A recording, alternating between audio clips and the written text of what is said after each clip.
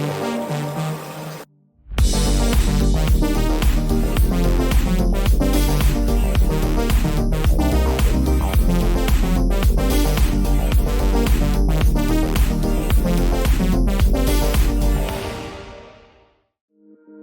if you could wake up inside your own dreams and influence them? That's the world of lucid dreaming, a state where you're not only aware you're dreaming, but actively shaping the dream itself. Today, we're joined by Dr. Garret Yount, PhD, a scientist at the Institute of Noetic Sciences, whose research explores consciousness, healing, and remarkable human experiences. In this podcast, we'll uncover what lucid dreaming really is and how it differs from astral projection or out-of-body experiences, whether anyone can learn how to do it, and how the science of noetic research is reshaping our understanding of reality itself. Get ready to step into the frontier between science and the subconscious. Join us as we get rebelliously curious. Garret, it is so wonderful to have you on Rebelliously Curious. As I was saying before, we recorded, I just came back from the Monroe Institute. So we've been wanting to do this interview for a couple months now, but everything seems to get in the way. The summer gets in the way.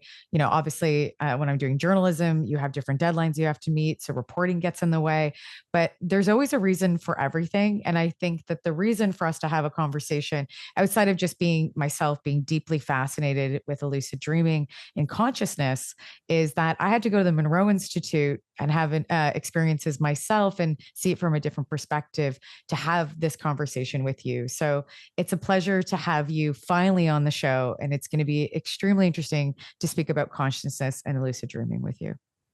Great to be here. Thank you. Thanks. So let's just start off before we get into how do we define consciousness, because I know that depending on who you're speaking to, it can mean many things. And we're in the science community, we're still defining it. But a paper that you recently worked on was looking at lucid dreaming and PTSD. So just for people that are not sure and are like, I've heard this, but I don't really know what the definition is. And coming from a scientist, how do you defined lucid dreaming? Lucid dreaming is a dream in which you wake up inside the dream. So you're in the dreamscape, but you realize it.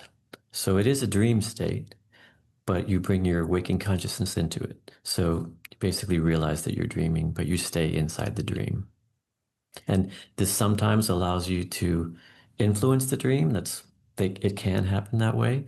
It's kind of when it gets really fun. Yeah, so that's a lucid dream. And the word lucid is maybe not the best way to describe it, because it gives a sense, it's just very clear or something. My experience and many people's experience of lucid dreams are that it's hyper real. It's like a virtual reality in super high definition. Everything is super brilliant. So maybe that's kind of where lucid got brought in. That's fair. People are saying now, and different scientists, and we're seeing lots of people working in this space. Every day I'm reading papers to write about different science articles or looking at different research. And I see so much about lucid dreaming right now, which I think is really amazing, more than I've ever seen before. Maybe because I'm writing about science and technology more. And so it's obviously going to be in my peripheral way more. But I think we're just seeing this acceleration of it. Now, recent studies have said that it's a state of consciousness. Can you define, because I think there's many different states of consciousness, but why are they looking at it? Before it was like, this is something that we do and we don't know why, potentially. But now it's a state of consciousness. Why have we seen that evolution? Yeah, I mean, you're so right. The word consciousness can be used in so many different ways, from very basic kind of just awareness. If you are anesthesia, then you go unconscious. But I think to talk about lucid dreaming in that, within this context, you think about levels of mind. So what's becoming realized, and realized by science now, but it's been talked about throughout the traditions, is this lucid dreaming is a way to bridge your conscious mind with your subconscious mind. So it's very unique that you have this bridge where you're conscious inside this dream state, but where you really are is in your subconscious mind. So it's extremely powerful.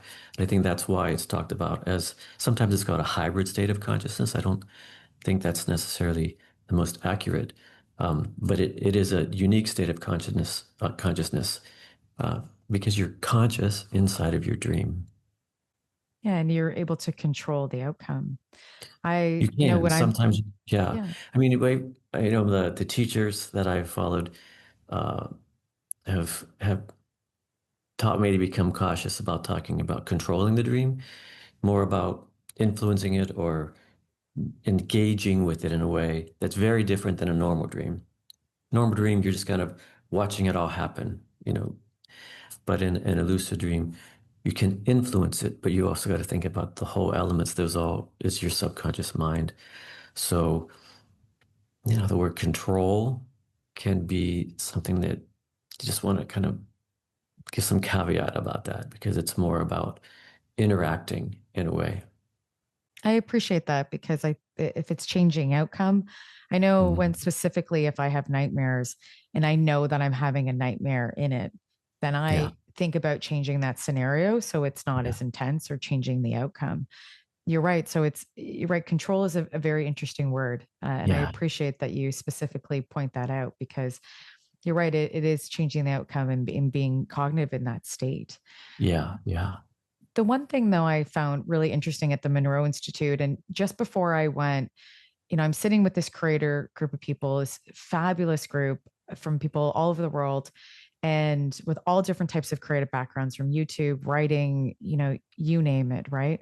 Mm, TikTok. And so we're sitting together and we're talking about how we visualize or how we dream. And I mm, think maybe a month or a couple weeks before I went there, I realized that I don't dream sometimes like everybody else. And when I visualize or even when going into a form of hypnotic state, it was doing the same thing. So sometimes I will visualize myself, doing the dream, but a lot of times I'm watching myself do the dream. Or in the dream, I'm watching myself be in the scenario. So it's an mm. outsized perspective. And I said, doesn't everybody do that? And they went, no, Chrissy, they don't. Not everyone does that. And I said, I Mm. didn't really realize that until I got there. So, in your Yeah. perspective, with the lucid dreaming or even just in that consciousness state through meditation, what is that as a perspective in the observer? You become the observer, but then you are the observer. Yeah, yeah. So you're talking about kind of basically witnessing. You're witnessing what's going on separate. Yeah, I mean, I don't know. I think it's a very it's a very powerful state. It reminds me of some of the teachings of Eckhart Tolle, where that's really kind of a goal to be in your waking life as well. Witness what's going on, not become attached to it. Just, whatever is happening right now. Embrace, the power of the now, of course. But he talks about being the witness. What's his phrase? Basically just not becoming attached to outcomes in that way. So I think that the state that you're describing for yourself in dreaming is it's probably very, very powerful. And I think you're pretty lucky that that just happens spontaneously. Thank you. And, I don't, I think you're right. I'd rather be doing that in my waking life more Yeah. often, stepping outside myself and seeing it myself from that perspective in my conscious state. Yeah. I The wish phrase we just came could to do me. Can that. I Yeah. just, I, well, it Yes, just came please. to me. Yeah, go Eckhart ahead. Tolle's Yeah. phrase is watch the thinker. And that's that idea of, your mind is thinking and it's engaging and doing other stuff. But if you step back and watch it, you can be more, you know, unattached and just accepting what's happening right now. So I have a feeling that that's one of your superpowers. Oh, well, I hope so. I don't know. Maybe am I trying to, you try to become more self-aware in your Yeah. daily life as possible as I get older, right? Yeah. You have to consistently work on it. So I hope, and maybe that's the goal is that I'll be able to potentially do that more in my conscious waking life than Yeah. You can maybe so practice, much in my practice in your dreams. Yeah. Right now. exactly. Exactly. So you've been doing this amazing work with lucid dreaming and PTSD, which I find fascinating. Can you Yeah. break down the paper that came out in the research that you were looking at, and how lucid dreaming can help or potentially hinder too? Getting over any form of trauma response. Yeah. I'd love to. You have to maybe help me remember all the steps of those questions. But the origins of this research Well, because my collaborator, Dr. Helene Wabe, who's the director of research here at ION, she and I both had done research with people with PTSD and in the past alternative complementary medicines for PTSD. So this was a research interest of ours. And then I found on the internet this anecdotes of these lucid dreaming workshops that were really helping veterans with PTSD to transform their trauma through healing, through healing lucid dreams. So I reached out to one of these teachers, Charlie Morley. He's based out of London. And I said, hey, could we just apply some science to this? Just kind of do before and after, ask some questions, try to, not interfere with the magic of it all, but apply some science to see if it looks like this could be demonstrated under, scientific conditions. She said, sure. So we did a pilot study where he delivered this intensive workshop. It was about a week long. It was online. So people all over the world, so they're in their homes. So during the day, altogether was about 22 hours of live instruction from Charlie Morley. We had a psychotherapist part of all the events as well, James Scurry. And he taught them all about dreaming, he taught them meditation, taught them about dream planning, about the power of healing through dreaming, just regular dreaming, which you can talk about as well. And then gave them these induction techniques. So during the week, they tried to wake up in their dreams and execute a plan to heal, to transform their trauma. So, I can talk about all kinds of details, but just cut to the end. We did the pilot. We got great results. Like 80% of the people got lucid in that 1 week. And then not to mention afterwards, people would get later. They had dramatic drop in their PTSD symptoms. Everybody came in above this certain threshold, according to a standardized measure, which is a self-report. It's used clinically.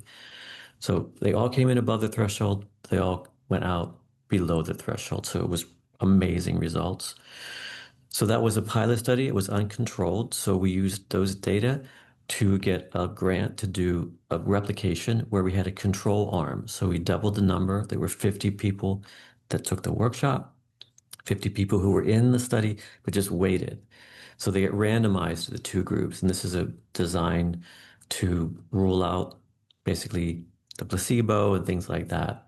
So while the people were waiting, we still collected the information from them. Every morning they woke up, we asked them things before and after. And then at the end, we saw there's 50 people that took the workshop again. Their PTSD symptoms went way down. Their nightmare distress went way down. And this time we were able to compare it to a very similar group that went in, that they were randomized to wait. And we could show that, yeah, even though these people knew they were in a study about lucid dreaming, they still, they didn't have these changes, so that was, now we can compare it. So that was just published, and it's a big deal. It's kind of a landmark in terms of for lucid dreaming, showing this sort of scientifically validated data that people's symptoms of PTSD can be really, really helped through this lucid dreaming workshop. Now, again, there was a lot going on in that workshop, a lot of group coherence, a lot of training, just a self-empowerment. And there's so many details to talk about. One I would just mention so I don't forget is that people that didn't actually achieve lucidity during the workshop, some of them did have relief as well. So it wasn't necessary to get lucid. It was just like the workshop and understanding about healing is possible in dreaming and engaging with their dreams and having regular dreams. Something about that also helped those folks. So it made the interpretation of the results a little bit more complicated, but it's really good news for people because it just shows we have this power of healing, and engaging with your dreams, lucid or non-lucid, can help you heal from it. So it's so wonderful. It's unbelievable. If anyone's never experienced PTSD, it is hard for them to sometimes have empathy around it because it's a horrible experience, and it's not a choice that people want. It just happens. And PTSD, for some people who don't know, it could be the smallest thing that happens to you that you might assume would be small to you, but it's such a big experience for somebody else, and vice versa, right? Where something could be really big that most people, and it sometimes doesn't affect. So we just don't know when all the time, especially I'd say outside of war and other and combat and stuff like that. Um, I think that's a place for sure that no matter what, there's a form of PTSD that happens to that. But the degrees of it are obviously very different. And this Yeah. idea that I love so much, and I really noticed this at the Monroe Institute too, is this group ideology and this group experiencing together and how transformative that really can be. Um, Yeah. did you, if you were looking at people, even though this is done on Zoom, it's still consciously in that space and time that, you know, space and time don't exist in that context, if we'd say Yeah. potentially, right, with consciousness. So if you're in Yeah. a different place in the world and you're doing this group therapy together or this group outcome and research, you're going to find these interconnections. So, Yeah. is the group experience, did you see that maybe because you've had so many people, that was something that was happening with lucid dreaming and it was helping it, where it was a positive outcome? Or was it something that's not wasn't even considered? Because it is hard to measure that, right? Like, let's be honest, you're really just looking at you'd have to measure them individually doing it after and then as a group, Right. and that does take a long time too. Yeah, I mean, it's possible to try to piece it apart, which is not what we tried to do. I do just the feeling of it though, experiencing it. So I went through all of this with all the participants and witnessed all of their talking about their dreams and processing. Everybody witnessed it together. I could see the evolution and growth of people and the emotion. I mean, I was crying half of the days through it. So for sure, the group coherence of that had to be a component of it. There's no question about it. The only thing to say scientifically about it is that so group therapy is a standard therapy that is effective for some folks. And so we did look at the degree of improvement was basically in the ballpark. It's the same type of thing. When it's effective, group therapy has kind of less much effect. We saw a very similar effect.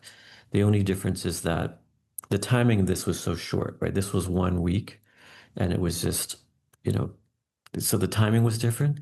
Also the mode of it, right? Um, Everybody that came to this study had tried other therapies, so they were resistant to those therapies. So that's one other thing to consider.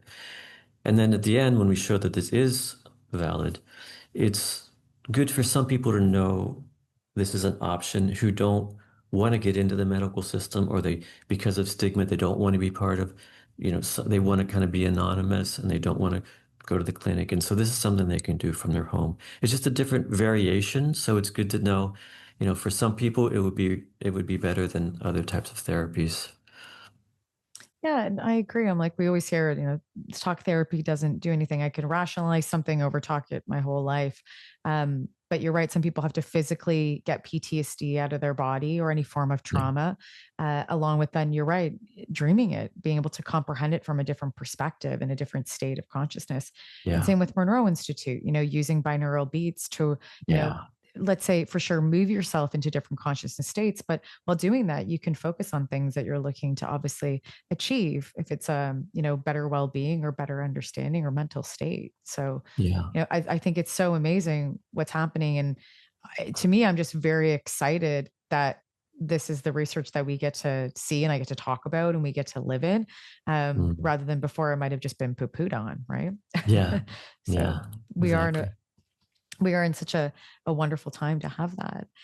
Mm. My question now, when it comes to technique, Mm. like, I guess looking at just even outside of the PTSD perspective, but like, what is this technique and how can you lucid dream better? Like, Yeah. we see companies like REM Space that are opening, that look to uh, monetize. And I don't mean this in any way to negative to REM Space, but they have like sleep masks. They actually sent me a lucid dreaming sleep mask that I'm going to try and do a review on. But obviously I would have to do it for at least 6 months or longer to see what my results are and to look at the correlations.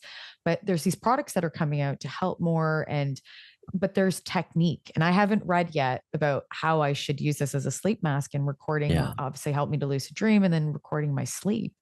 But how do you lucid dream and how do you get better at it? Yeah. Thank you for that question. And I would just say that I have a personal bias against the technology because we Fair. can do it naturally. And one of the things, again, I learned from Charlie Morley and it's corroborated, stuff that Carl Jung had said before about our subconscious mind. It's really there to protect us. Like that's its main job. So whenever you engage with lucid dreaming induction techniques, which is called it the natural way, right? You're going in there and you're asking your subconscious mind permission to enter in and engage in this way. And there are some times that you'll get a no. So it's as if there's this safety mechanism. And Charlie Morley thinks it's even more safe than talk therapy because you have your own guardian there that's saying, and he has these great examples of people saying, I want to, meet my aggressor or whatever their dream plan was. And a dream character, come in the form of a waitress with a tray and have a little card and it says, you're not ready yet. So there's this safeguarding in there. And that's why I'm hesitant about masks and things that will kind of externally wake you up when, I don't know, I'm just cautious about that. So with that aside, let me tell you about the so many exciting and fun ways that you can induce lucid dreaming yourself. And also say that many people have them spontaneously. Who's the collaborator? Tata Stumbries did a review, and I think they found that like 1 in 5 people just have lucid dreams spontaneously at least once in their life. It does happen more often in youth. As you get older, it's less common. But in terms of inducing it more, the first thing to do is just remember your dreams more. Build that bridge between your dreams and your conscious state more strongly. And that can just be with a dream journal. That was the first lesson on the first day of the workshop. It's just begin remembering your dreams every morning. And the little notebook by your bed, or if you like the phone, and you don't have to describe much. Even if you don't remember anything, you just say, I don't remember anything this morning. You're still instilling that habit in yourself. Like, okay, in the morning, I'm going to remember my dreams. That's number one. And then there's like daytime practices and nighttime practices. The daytime practices, my favorite one is reality testing. And this is all again based on the fact that humans are creatures of habit. We all know that. So if you start this habit that during the day, 10 times, you're going to test your reality. You say, am I dreaming right now or is this real? And Charlie would always teach me to try to push your finger through your palm. If it goes through, you're dreaming, and then you're like, I'm dreaming, and you wake up in the dream. If you're not, it's okay, I'm awake. And basically you do that 10 times a day, and every time you're awake. But eventually that habit follows you through to your subconscious state while you're sleeping, and then in your dream you'll do it and you wake up. So that's called reality testing. One way I like to do that is if I'm working in a building with an elevator, just like, okay, every time I use an elevator, when the doors open, I say, okay, when the doors open, if I'm dreaming, I'm going to step into a beach in Hawaii or something like this. Anything that comes to mind, it's just fun to do that. And it opens up and say, okay, well, I'm here. So that's reality testing. And then kind of the nighttime techniques, again, many of those, and you can find reviews. I could even have you have a paper with a link, but one that I used to get lucid myself when I was young was from the Carlos Castaneda books, Journey to Ixtlan in particular. And that was to basically hypnotize yourself as you're going to sleep, or just give yourself suggestion as you're going into the sleep. Say, I will look at my hand in my dream tonight. I will look at my hand in my dream tonight. I'll look at my hand in my dream tonight. And then you just keep doing that night after night after night. And then for some people it works. It worked for me. You're in your dream, whatever's going on, and you see your hand and you remember, oh, I said I was going to look at my hand. And of course, the I is the person asleep. And it zing, just everything sizzles and it becomes lucid. So I could tell more, but those are two. There's a nighttime one as you're going to sleep, and then the daytime one. To say one more that we used for the workshop was to actually set an alarm at periods of time that Charlie established, like after you had enough time to get into REM sleep, to wake yourself up. And so you're kind of, out of sleep, and maybe you could remember your dream. You reinvigorate your induction technique. Oh, I'm going to have this lucid dream tonight. Kind of increases the number of times you can try to get lucid. And that reminds me of one of the parts of the question earlier. That can be problematic for people if sleep is, interrupting your sleep can be problematic. So some of these techniques you don't want to do, right? If that's something that's troublesome for you and you don't want to be woken up, you might want to avoid that. And I think in general as well, lucid dreaming does tend to interrupt your sleep, especially because let's say you get lucid. It often ends in you then waking up because it's so brilliant and blissful, and you just kind of zoo everness out of it.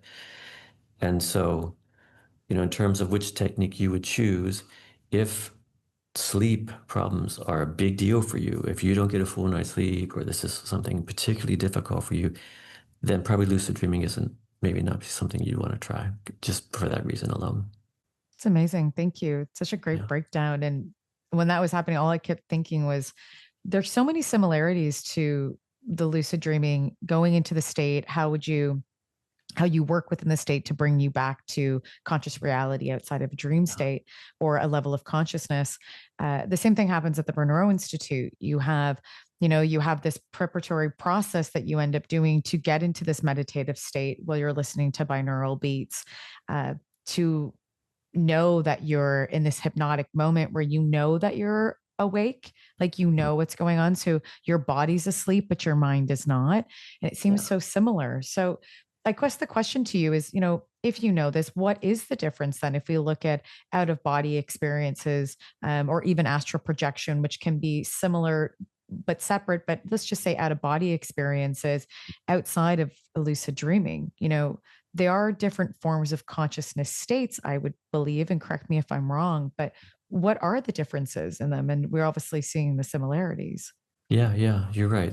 So the similarities and they are different. We're actually right now conducting a very similar study where just like the lucid dreaming workshop, we're studying an out of body workshop.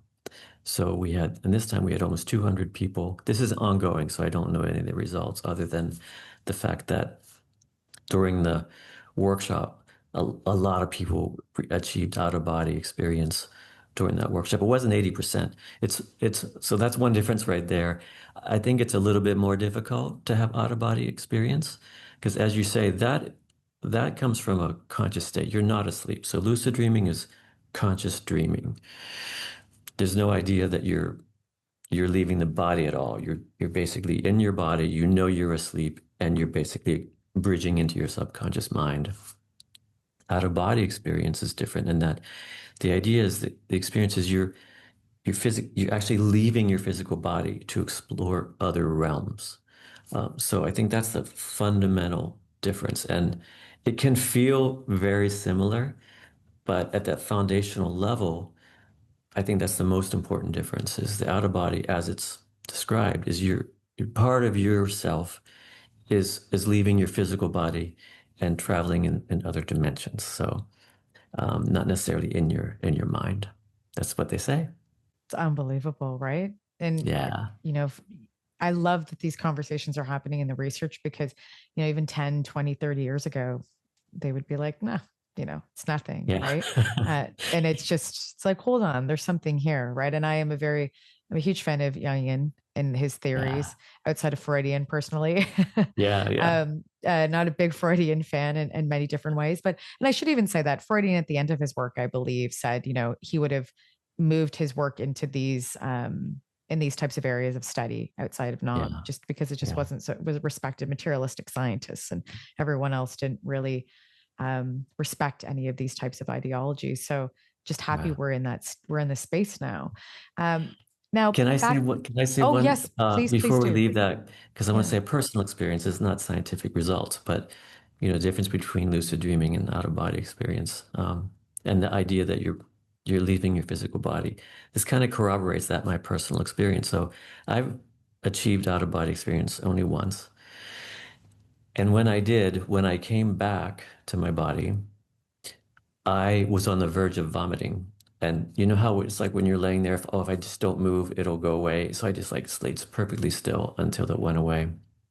This was in college. So I lay there so long I was late for class. So I threw on some clothes, ran to class, and on the way to class, out of nowhere, lost control of my bowels. So I pooped my pants.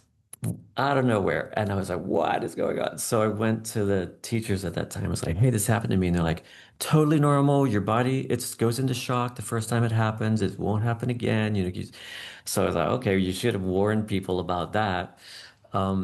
So that just corroborates this concept that the out of body experience is something more about your leaving your physical body. And according to these teachers, your body, it's kind of can be shocking to your body and you can react. So that's what No, happened to me. thank you, Garrett, because I think you're right. And thank you for bridging into that because when I was going through my experiences, it was around day 4. I thought my body, like we went to 3 different meditations, and at least specifically 2 of them, my body was going to rock it out. Like my whole body, my arms levitated, my like moved. I couldn't tell if I was doing it or was my spirit or where I was at that point in Yeah. time. Um, Yeah. but I was such in a deep trance state that it was, and there was no fear. Like obviously when you first start, there's a little bit of underlying fear and you kind of got to go put it in a box and, in your Yeah. preparatory process and push that aside because you're safe. But Yeah. knowing that you're right, it was such a physical reaction. My whole body was shaking. And then I felt like Mm. the whole room was shaking, but I knew that it was just me. And then in my next, my last meditation I had at or my second last one outside of a group one we did by a fire, but my last one in my check unit, which is like, if anyone listening, is your own kind of area room where you sleep, but it's also, it's dark, and you're listening to binaural beats in this check unit, kind of situated in the wall, which is very interesting, but there's a reason for it. Mm. And for me, it was just, I went into the second last meditation, and instead of seeing my body go out, and isn't an out of body experience or is it astral projection, but I was astral projecting. And some people are listening going to be like, sure, Chrissy, but it's true. I ended up confirming it with I was at one of our group members. I was at her house in Los Angeles and I was describing it, but I was looking at it from a bird's eye view. And then I would look to my left, and 2 of the other people that was with me in my group were there. And then I ended up, I don't know if it was from seeing forms of things that they'd enjoyed. It was like pyramids. I was also seeing like hieroglyphs, but in that moment I did astral project to, I don't know if it was maybe it's going to happen in a form of time. Or it was just that I was projected to their house so I could actually see their home and confirm that this is actually real. And so I said it to the one representative. I was like, or one of the group members, I was like, you were in my meditation. Yeah. And she was like, I was. And I said, yeah. And like Danielle was, like, our friend. And she's like, Chrissy. So I explained it. And she's like, that's Danielle's house, Chrissy. And I went, what? So I'm like, Danielle, come here. And I was telling her, and she's like, holy shit, Chrissy was Yeah. at my house. And I said, yeah, like, and she's like, we're all looking at each other. Right. And then I sat down back in our debrief, and I had a moment where I really had to comprehend what was going on, just kind of like holding myself in a really weird way of rocking myself to like have some self-soothing. Cause I was like, what is going on? But even before the second time, and if anybody is doing out of body experience, I will say to them, this is not a form to be scared of, but it is intense. For me, it was intense. Maybe it's not for everyone. For you, you obviously had a bodily sensation that happened after, and maybe, I'm not sure if it did previously, but for me, I literally said to them the third time, I was like, it's not going to be this intense, is it? Like I needed a break because it Right. was Right. just so, it, I've never experienced something just through listening to music, really, Yeah. binaural beats and frequencies that really changed where I was going, if I'm astral projecting, along with then what was going in my own body. Again, Yeah. a little bit scary, but when you're in it and you're experiencing it, you just kind of have to have this trust that goes Yeah. with it. Yeah. Yeah. Love it. That was a great Yeah. experience. Thanks for Yeah. sharing that. Thank you. Yeah. Sorry. I'm like, you're still in the Monroe state of mind, even after a week you get back. But I'll say this too, that lucid dreaming, again, like REM Space is doing all this work. It's a company that started in Russia, and then it's now bridged itself into California. And I talk to Michael consistently. He is like this, he is, working in the science space, but he was doing a lot of mad science in the beginning. He was testing on himself, and showing that these different lucid dream states. And then he was also doing it in larger group forms. And so his most recent research that has not been peer reviewed, that we have talked about in the debrief, is that there was a two-way communication through lucid dreaming. Yeah. And people knew that they were talking and communicating. What is your thoughts on that type of research? And have you seen that in your own? No, that I've heard about that, and my thoughts are this is so interesting, and yeah, we need to set that up under scientific conditions too, and really just get it validated. I think that would be so exciting to pursue that, and I absolutely believe it's possible. I think it's great. I think it's amazing. I'm like, that's why I'm like, REM space, keep going. The one thing that he has said, and I again like to hear your perspective on this, is that he says, outside of AI, we don't need AI, we don't need these things. And I would agree to this to a degree. But Mhm. through a lucid dreaming or other ways, maybe we are able to open up different neural pathways so that we're able to learn. And so his idea is that, within the dream state, we'll be able to be productive and be able Oh, to teach our things. Yeah, that's his theory now, is that we'll well, be able to be productive. Yeah. Yeah. Please go on. Yeah. I'd say two things to say about that. First one is just on the learning and being productive in lucid dreaming.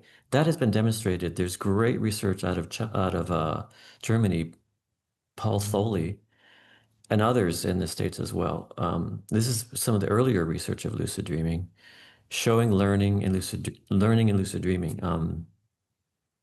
Things like, well, so in regular psychology, it's known that if you just mentally rehearse, for example, shooting basketball, like you take three groups of people that can't shoot basketball at all, like me, and then they try to practice shooting the hoops, and then one group imagines doing it and the other doesn't. That the group that just imagines it actually gets better. So we already know the mind is capable of just imagination connecting to learning and including neuron pathways being laid down. So that's old psychology stuff. But there are published peer-reviewed studies showing in lucid dreaming very powerful learning possible. So I don't think there's any question about that. But what I think is super cool and would love to explore, and also based on ancient lore, that the lucid dreaming, that we could gain access to greater knowledge where we're not unconnected. So supposedly, the Native American Indians learned about medicines through lucid dreaming. That's what they call lucid dreaming dreams of knowledge, because they would specifically use it to go and ask the trees and the animals and the spirits for information to help them in real life. So according to old traditions, we can have access to, I don't know, the Akashic record, or we can access information beyond space and time that we normally wouldn't be able to under normal learning mechanisms. So yeah, I think the potential of that for accessing information, and I agree, it's probably way more powerful than AI, and safer and organic and humane and kind of our destiny. I think it's amazing. Garret, thank you so much. Thank you for being rebelliously curious with me today. And, you know, I will say, like, after again, Monroe, like such a Monroe geek now, but I look forward to, like, sleeping is such a different perspective, even though I Yeah. do enjoy sleeping personally, um, just in general. Now, meditating and looking at sleeping through lucid dreaming has changed how I go to sleep at night, Yeah. and how I even look at meditation, right? I said to a friend on the phone before I did a meditation, before I ended up going to sleep last night, I said, the one thing that they don't tell you, and I think even in this concept of lucid dreaming, is that, you know, they're like it this whole idea of obviously of wellness, right? We need to have that, and mindfulness is obviously so important, but this Mm. connection to seeing when doing meditation is that it's only just for mindfulness, and it is, but it's way more than that. And I think Mm. that that's something, if we don't do well as marketing, as people to each other, because people are like, oh, I'm meditating, like, I do yoga, it's active meditation. And that's how I would look at it at times. I'm like, well, I do meditate, but actively through Yeah. yoga. But after these experiences and learning so much more and seeing the research that you're doing and Noetic Science is doing, and everyone else along with the Monroe Institute, I have, the past 6 months, I have changed my perspective immensely on these things.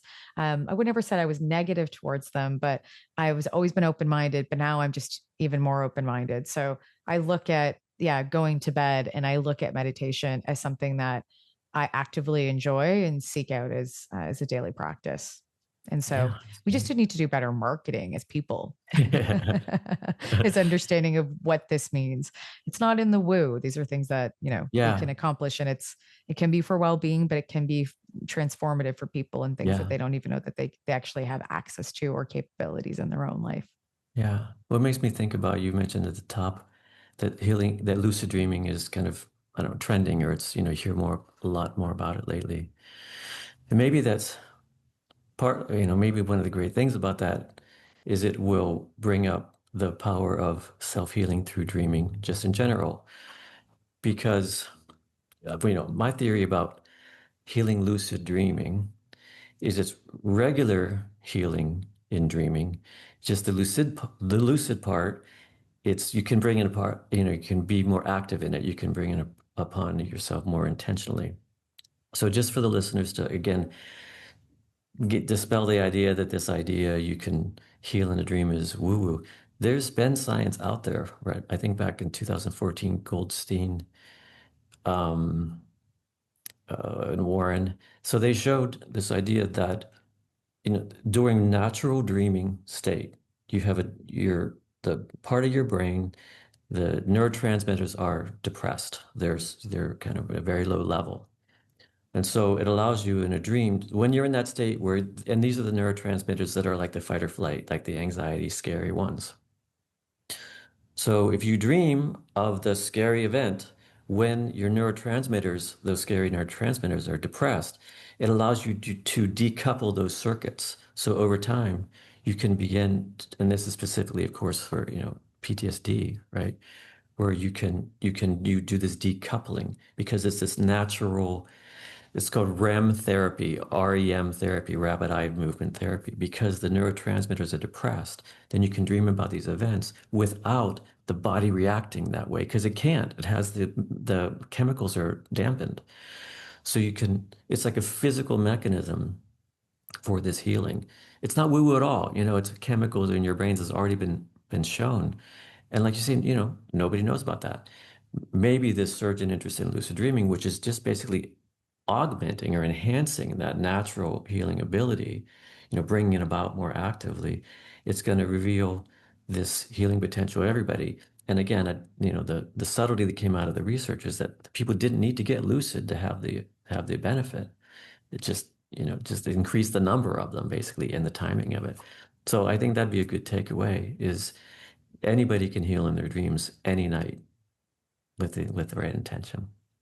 That's so wonderful. You're right. It's exposure therapy, but used with a lucid dreaming. And I think that's Yeah. just brilliant. And you're right. It's organic. That's Yeah. which I think is amazing. Garret, thank you so much again for being rebelliously curious with me. And I do look forward. I know we will have other conversations in the future about this. But thank you for joining me on the podcast today. You're so welcome. Thank you.